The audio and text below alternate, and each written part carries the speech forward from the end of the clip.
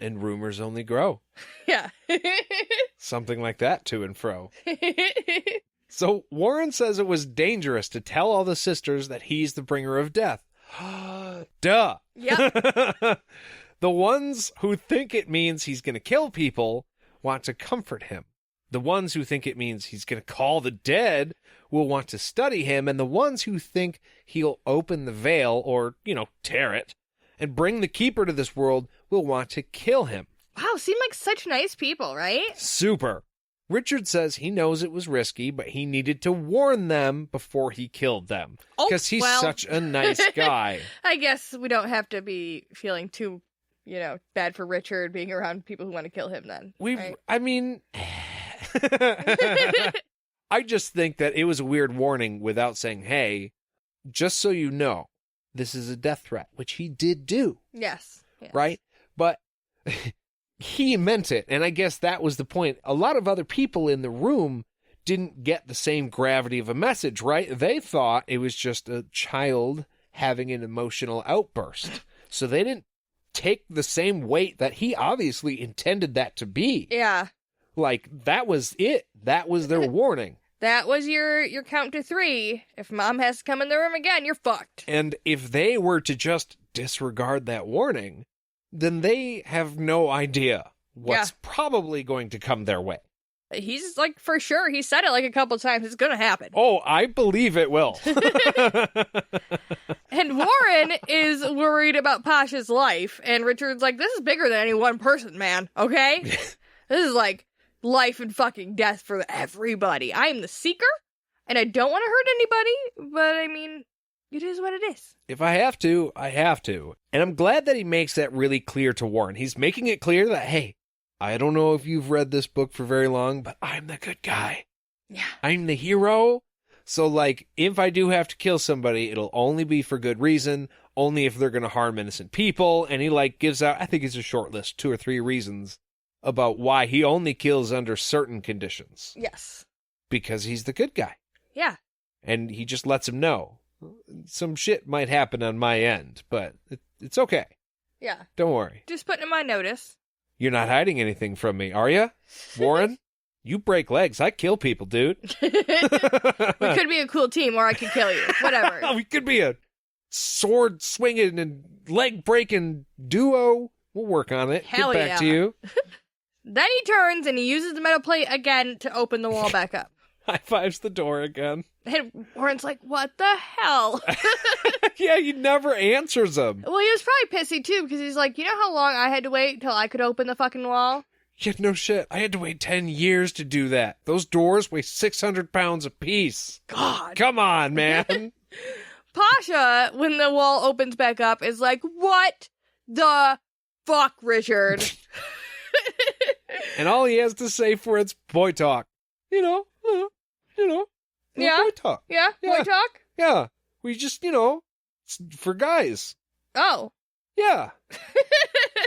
No, see, I was being nice because you wouldn't get it if you heard boy talk. Oh. So, you know. Okay. Yeah. Yeah, that makes sense. It would just, yeah. So, yep. We were doing a thing and you actually physically made me get nervous with the look you're giving me right now. It's a bit, Jade. I'm sorry. I don't mean it.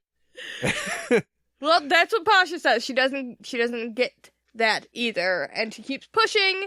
And eventually he's like, you know what we were actually talking about, Pasha? The fucking pain test that you haven't told me about. And she gets real flustered. Yeah. Oh, I'm sorry. Did you not want to be called out on some bullshit you did? Because I'm Richard, bringer of the bullshit you did. Did you not think I was going to talk to people or... Rub your nose in it? God damn it. Well, Pasha says she doesn't give the test, and she didn't tell him because she didn't want him to wait in fear for it. And Richard weirdly accepts this as, like, a good reason right away. I mean, he's been living in... Okay. Not really in fear. But this is the thing that he has been afraid of the whole time. This is the thing that breaks the truce if they do it. Mm-hmm. And Pasha is telling him they are, for sure, 100% going to do it. Yep. They are all fucked. And I guess that's the thing. Like, he is so fine with her because I get they're coming to a point where he's like, okay, I get you're trying to be nice to me and we can work together and we're not friends, but we have a working relationship. So maybe that's why he so readily accepts her apology for this. But I just feel like that's a number one reason why you should have been fucking honest with me. You know that that's going to break my truce. Right. And it's going to happen. So you should have been like, okay, by the way, this is going to happen. You're not going to like it. And it's not my fault. Right, but hey, even if it's not her fault, he can't trust her anymore because she's not in the honest camp anymore. She's hiding shit from him. And that is a mark that does not go away if you're Richard. And it's not even because she's hiding stuff from him because of the way she feels he's going to interpret it. It's like her feelings ruling what she should do. Right. Right. Because she should just be honest about everything at this point. And instead, she's trying to emotionally control the situation. Right.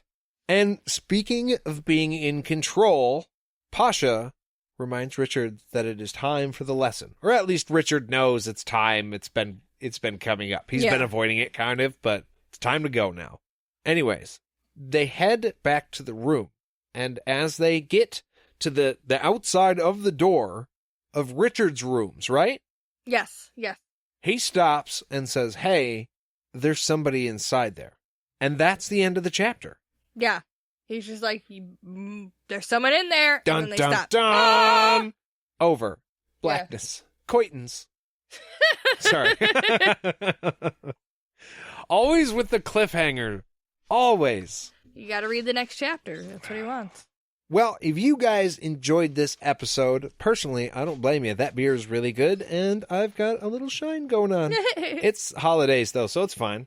You can write an email to podcastatt@gmail.com, or if you wanted to leave us a voicemail or a text message, we got a number that is 616-259-0025. If you wanted to find us on the social media, we're on Facebook and Instagram at podcastatt or Twitter at podcast_ATT.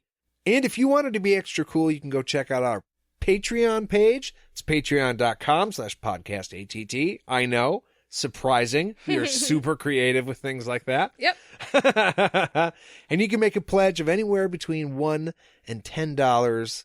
It's a really awesome thing. We have a lot of stuff that we think you guys are going to like on there, and soon to be including the Children of Dahara series. It's like a little mini-series. Yeah. And we're also doing watch-alongs of The Legend of the Seeker, which have been really fun. Yes, I enjoys them. So thank you guys one more time for listening. I really, really mean it. We will see you real soon. Bye!